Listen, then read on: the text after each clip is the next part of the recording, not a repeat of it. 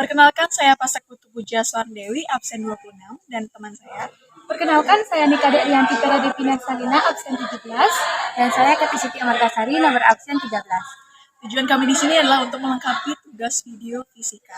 Nah, di sini kami akan menjelaskan apa saja pemahaman materi kami tentang materi termodinamika.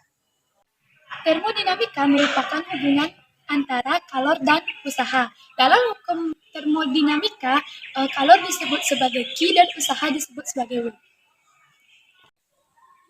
Bagian pertama yaitu hukum awal atau Shared Law, yang menyatakan bahwa dua sistem dalam keadaan setimbang dengan sistem ketiganya.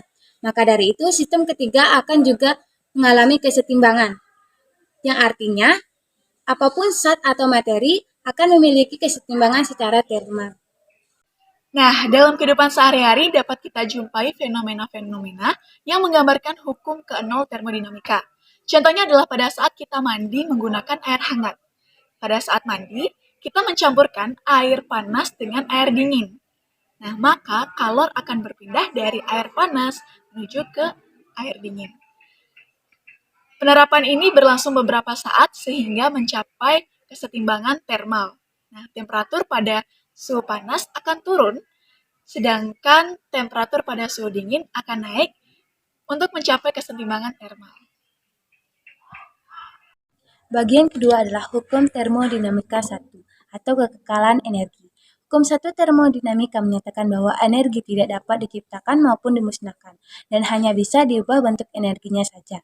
Oleh karena itu, dalam hukum ini didapat persamaan, yaitu persamaan termodinamika 1 yang artinya perubahan energi dalam bentuk U, sistem merupakan jumlah energi kalor dalam bentuk Q, dan juga sistem yang dikurangi dengan kerja atau usaha dalam bentuk W yang dilakukan oleh sistem.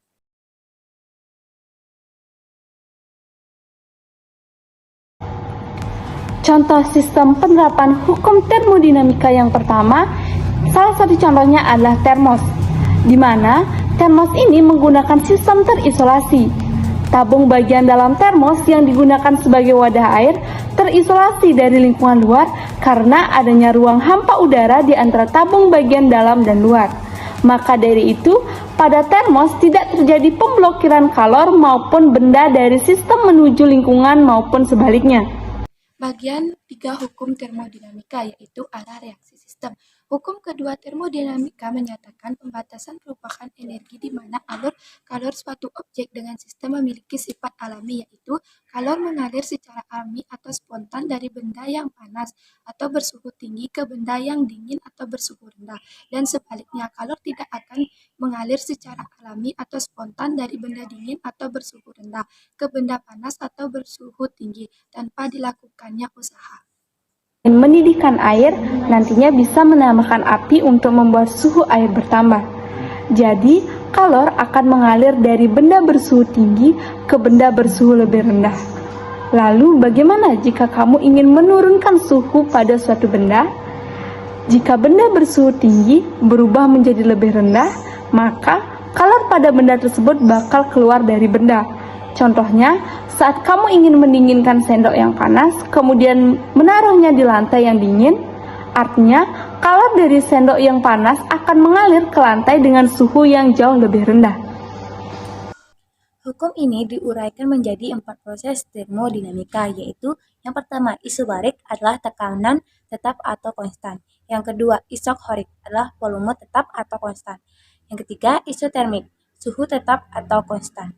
Yang terakhir adalah adiabatik, sistem diisolasi agar tidak ada kalor yang keluar maupun masuk atau tidak terjadi pertukaran kalor.